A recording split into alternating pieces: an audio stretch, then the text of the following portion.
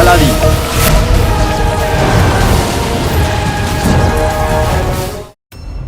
ওয়াজিরে আলা, এবার আমার যাওয়া উচিত। অনেক রাতও হয়ে গেছে আর তামাশাও।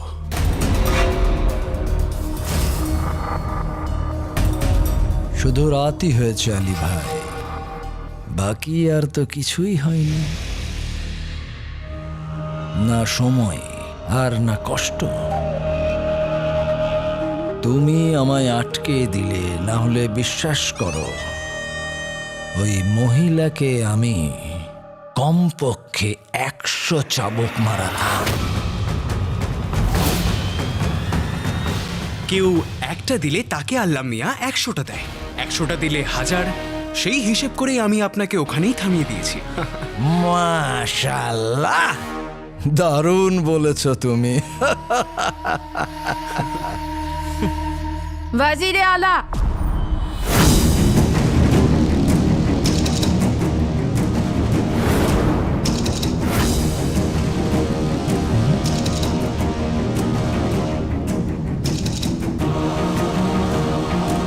আমি তো ভেবেছিলাম যে আপনি রাজকুমারী ইয়াসমিনকে ঠিক করার জন্য খুব চেষ্টা করছেন।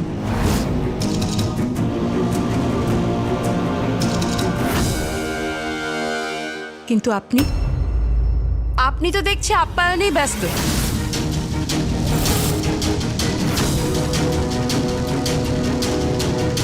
আপনি এখনো আমায় বুঝতে পারেননি।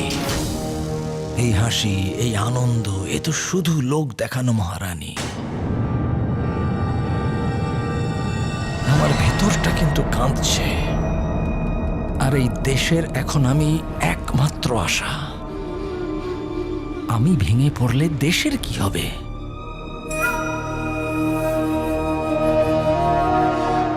সুবেদার গুলবদন, সুবেদার গুলবদন, সুবেদার গুলবদন। আগে আদাব। সুবেদার গুলবদন, আমি তোমায় বলেছিলাম এই কথাটা পুরো শহরে ঘোষণা করে দাও যে যে কেউ রাজকুমার ইয়াসমিনের চিকিৎসা করতে পারবে তাকে আমি তার ইচ্ছে মতো পুরস্কৃত করব।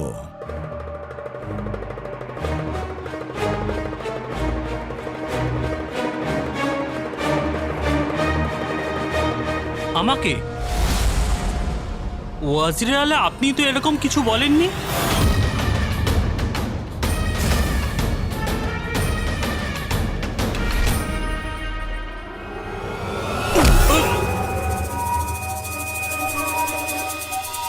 পড়ে গেছে, সব মনে পড়ে গেছে।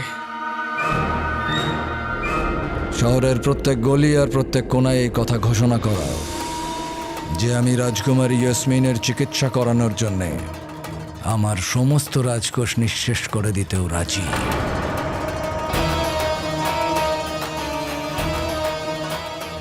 আগে হুজুর।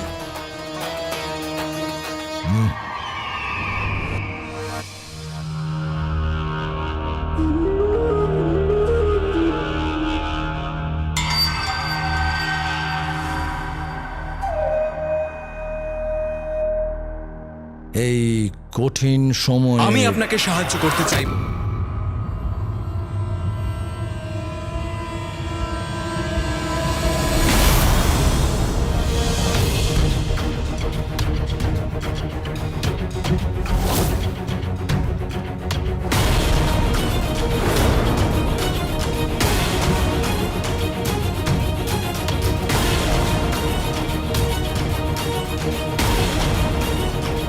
মহামান্য বাদশাহ,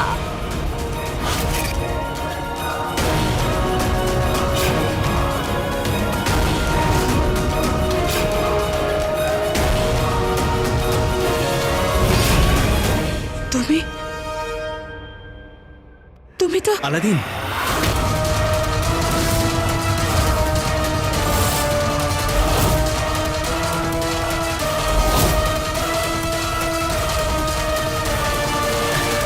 আমি আলাদিন নয়, আলী।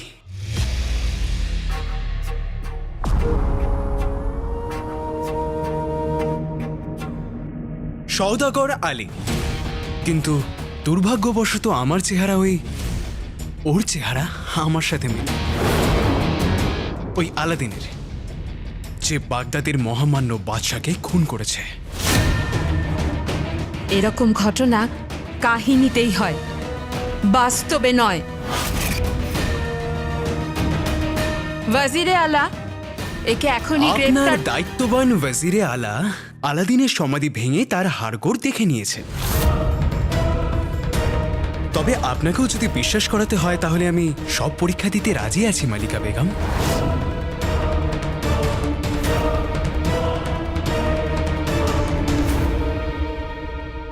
ও ঠিক কথাই বলছে মহারানী। আমি সব রকমভাবে যাচাই করেছি। ও সদাগর আলী, আর আমাদের দেশে নিজের পরিবারের সঙ্গে বাণিজ্য করতে এসছে।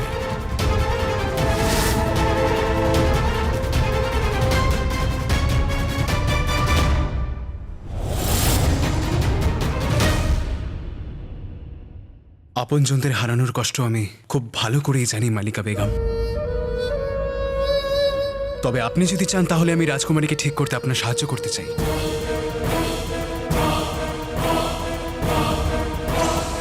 এই সব ব্যাপারের মধ্যে অযথা নিজেকে কেন জড়াচ্ছ আলী ভাই? তুমি এই বাগদাদে বাণিজ্য করতে এসছো, বাণিজ্য করো। আমি রাজকুমারী ইয়াসমিনের হবু স্বামী। আমি রাজকুমারী ইয়াসমিনকে ঠিক করে দেব।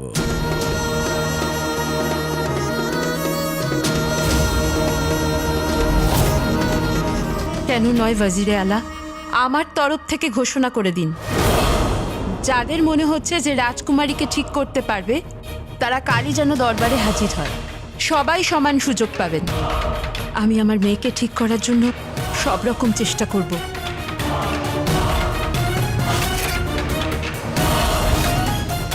এটা আমার হুকুম।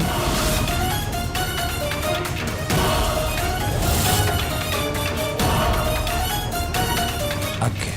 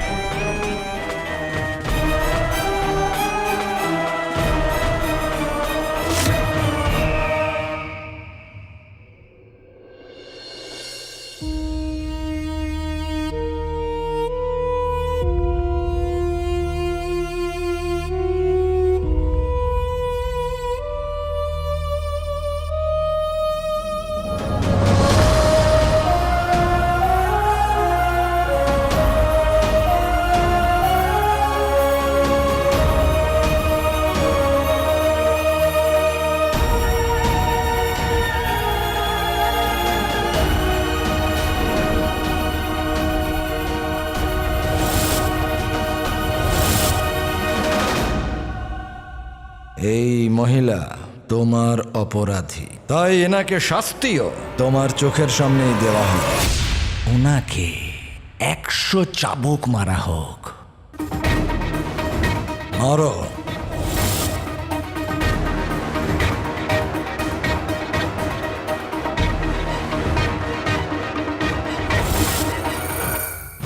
জিনিমিনি, যে পাতলা থাকে সে কম খাক, যাকে আমি চাই সে জমে যাক। সব জমে গেল, কিন্তু চাবুকটা কেন জমলো না? আকা, এখন কি করবেন?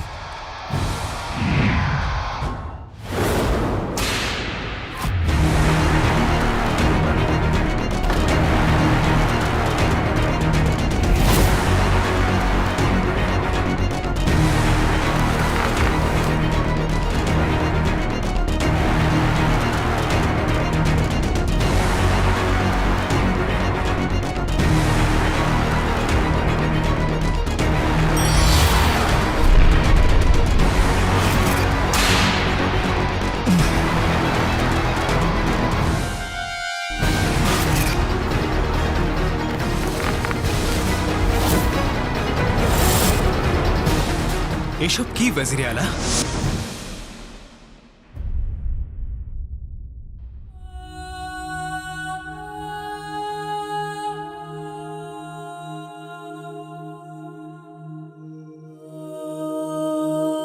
শরীরে আঘাত দেখলে জিনের মনে কষ্ট হয়,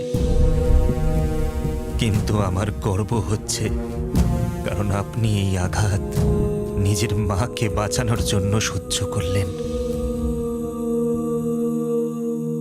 আমি প্রার্থনা করি আকা, যে আপনার মতো আকা দুনিয়ার প্রতিটা জিন যেন পায়।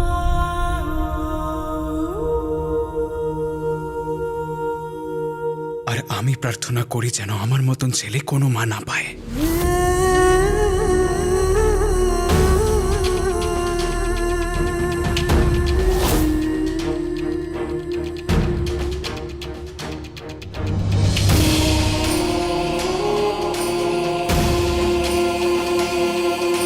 মায়ের গায়ে একটা আঁচড় লাগলে ছেলে সবকিছু চালিয়ে পুড়িয়ে ছাড়খাড় করে দেয়, কিন্তু আমি জাফরের প্রাণ নেবার বদলে ওর সাথে বন্ধুত্বের নাটক করছিলাম।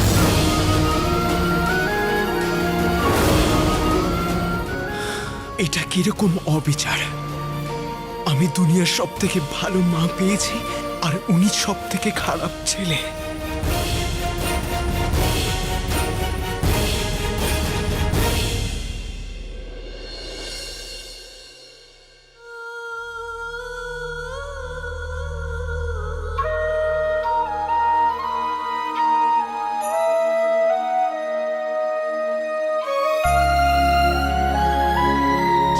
সরে যান! এনার থেকে আমি গরিবদের গন্ধ পাচ্ছি, আর সেটা আমি খুব ঘৃণা করি। জানি না কি ধরনের মানুষদের আপনি আপনার কাজে নিয়োগ করেন। ও আমার ছেলে ছিল না,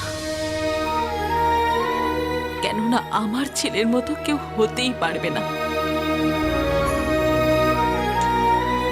এত ভালোবাসা কেউ নিজের মাকে দিতে পারবে না, যেমনটি আমার আলাদিন আমায় ভালোবাসতো। ওই আলী যে যে কথা আমায় বলল, আমার আলাদিন কখনো কখনো নিজের শত্রুকে ওই কথা বলতে পারতো না।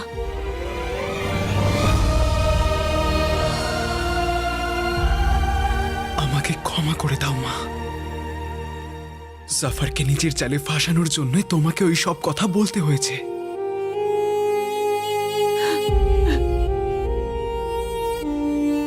একটা বছর পর তুমি আমার সামনে ছিলে। আমি যদি অসহায় না হতাম তাহলে তোমাকে জড়িয়ে ধরে তোমার কাছে ক্ষমা চাইতাম। চোখের জল মুছিয়ে দিত, মা মা বলে এত রকম কথা বলতো যে যে আমাকে বলার সুযোগটাই দিত না। যদি যদি ও আমার ছেলে হতো,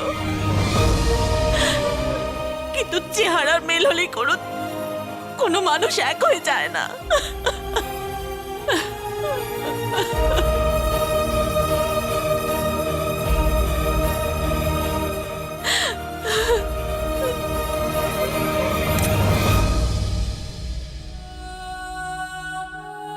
আকা,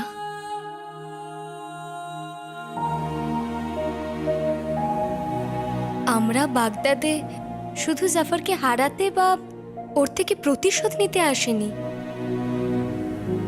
আমরা বাগদাদের লোকেদের জাফরের মতো শয়তানের হাত থেকে বাঁচাতেও এসেছি। আকা, অনেক বড় দায়িত্ব আছে আপনার মাথায়। আকা, একবার ওর সত্যিটা সবার সামনে এসে যাক, তখন আপনার মা সব বুঝতে পারবেন।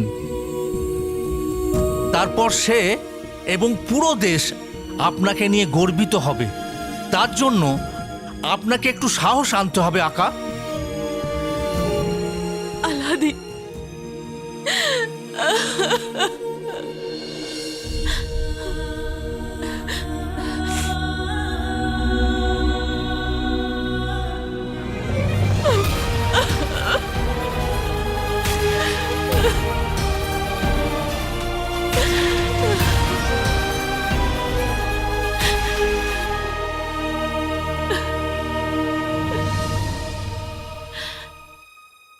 কাকি, প্রথম যখন আমি আলীকে দেখলাম না, আমি তো চমকে গিয়েছিলাম।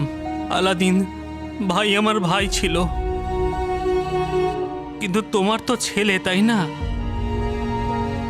জানি না তুমি নিজেকে কিভাবে সামলাচ্ছ। এক মুহূর্তের জন্য আমিও বেসামাল হয়ে গেছিলাম গুল্লু, কিন্তু কিছুক্ষণের মধ্যেই বুঝতে পারলাম যে ও আমার ছেলে কিছুতেই হতে পারে না। কাকি, ও তো আমার ভাই আলাদিনের যোগ্যই নয়।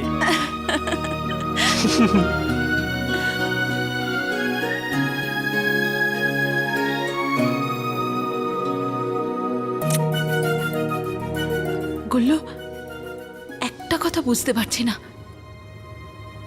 চাবুক তো আমার পিঠে পড়ল, কিন্তু ব্যথা হয়নি। অদ্ভুত ব্যাপার না?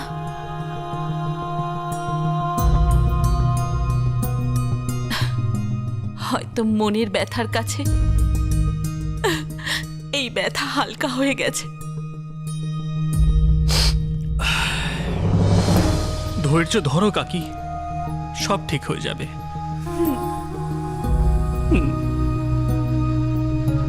আমি ঠিক আছে গুল্লু, আমার শুধুমাত্র রাজকুমারীকে নিয়ে চিন্তা। জাফর মাকে রাধুনী বানিয়ে দিয়েছে, রাজকুমারীকে তোতা বানিয়ে দিয়েছে। বুঝতে পারছি না আমি এই সবকিছু কি করে ঠিক করব। এক এক করে সবার প্রথমে রাজকুমারী। আকা, আমার ১৫০০ বছরের অভিজ্ঞতা বলছে যে রাজকুমারীকে তোতা বানানোর জন্য হয়তো কোনো জাদুকরী জিনিস খাওয়ানো হয়েছে, না হলে পড়ানো হয়েছে। যদি কোনো জিনিস খাওয়ানোই হয়ে থাকে তাহলে ওনার মা অথবা অন্য কেউ অবশ্যই তা খেতেন। কিন্তু তোতা তো শুধু রাজকুমারী হয়েছে, তাই নিশ্চয়ই ওনাকে কিছু পড়ানো হয়েছে।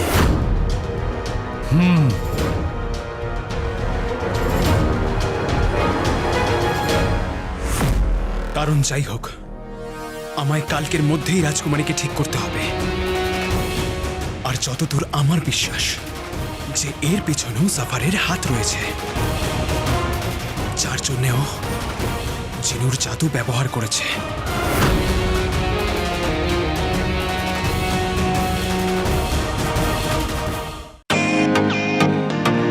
Welcome to bitten world. How may I assist you? নতুন ফ্ল্যাটের জন্য একটা স্ট্যান্ড ফ্যান আর কুলার নেব। এই পচা গরম থেকে একটু স্বস্তি চাই। বাজার চলতে সব ব্র্যান্ড আর ভরসাযোগ্য নয়। তার জন্য তো আমাদের ফ্যান আছে, all purpose bullet table fan, ceiling fan. আমাদের সিলিং ফ্যান কিন্তু 30 মাসের ওয়ারেন্টি সহ পাওয়া যায়।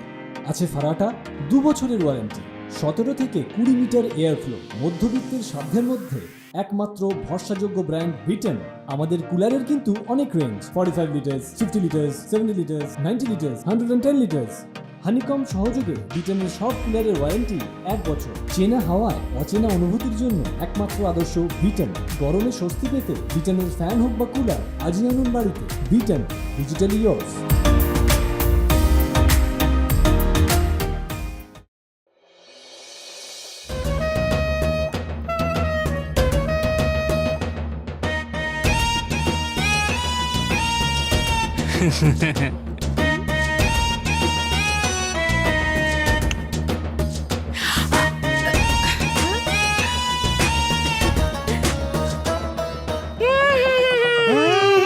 তুমি কখনো করেছো? শোনো শোনো শোনো, বাগদাদের পরবর্তী রাজা ওয়াজির আলা জাফরের নির্দেশ, যে রাজকুমারীকে তোতা থেকে আবার মানুষ বানাবে তাকে পুরস্কার দিয়ে ভরিয়ে দেওয়া হবে। কোমর বেঁধে পৌঁছও রাজপ্রাসাদে, জাদু দিয়ে ঠিক করো রাজকুমারীকে। পুরো চেষ্টা করো, আজ সবাই সুযোগ পাবে। গুল্লু, তাড়াতাড়ি যাও, দাঁড়িয়ে আছো কেন?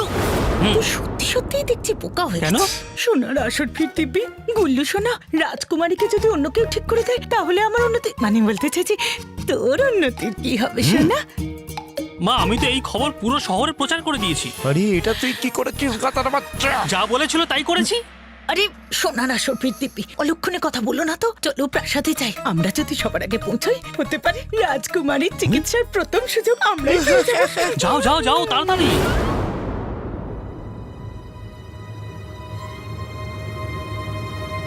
আকা 12টা বাজার আগে আমাদের রাজকুমারী ইয়াসমিনকে ঠিক করতেই হবে।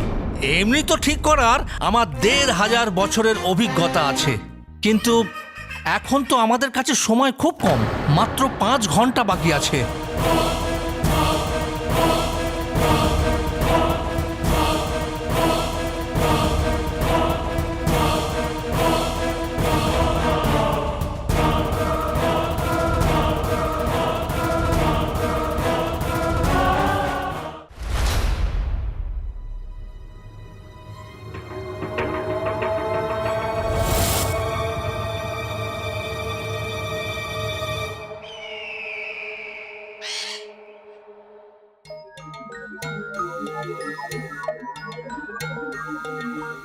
আমি কোনো কথা সোজা কেন বলবো? জাদু দিয়ে জাদু ধ্বংস করব।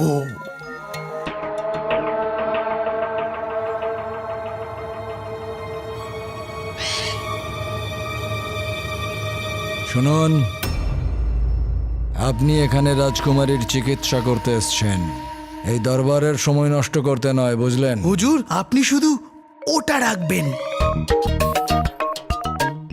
ধৈর্য। আমি রাজকুমারীর ওপর ওটার বৃষ্টি করব, জড়িবুটির। হ্যাঁ, যদি এনার আশেপাশে নীল ধোঁয়া বেরোতে থাকে তাহলে বুঝে যাবেন যে এনার ওপর কেউ ওটা করে দিয়েছে, কালো জাদু।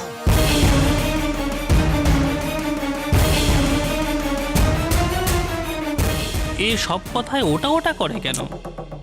দেখো না, আমি কোনো কথা সোজা কেন বলবো? জাদু দিয়ে জাদু ধ্বংস করব, ধ্বংস করব, ধ্বংস করব।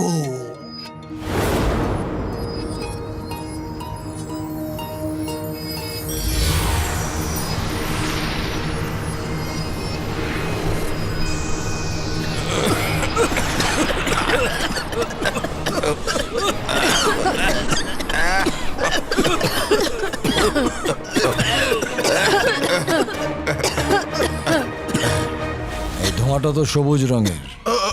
হুজুর, ওটা করে দিন, ক্ষমা করে দিন। কিন্তু আমি বিশ্বাসের সাথে বলতে পারি যে রাজকুমারীর উপর যে কালো জাদু হয়েছে সে বড় ওটা ভয়ানক। হুজুর, আমি আরেকবার ওটা করে দেখছি হুজুর। চেষ্টা। দাঁড়ান দাঁড়ান, একটু দাঁড়ান। একে এখান থেকে ওটা করে দাও।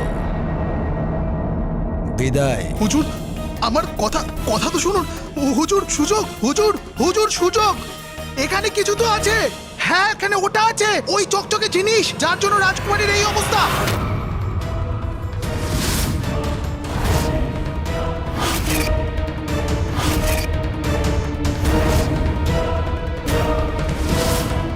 কোনো চকচকে জিনিস যার জন্য রাজকুমারী তোতা হয়ে গেছে?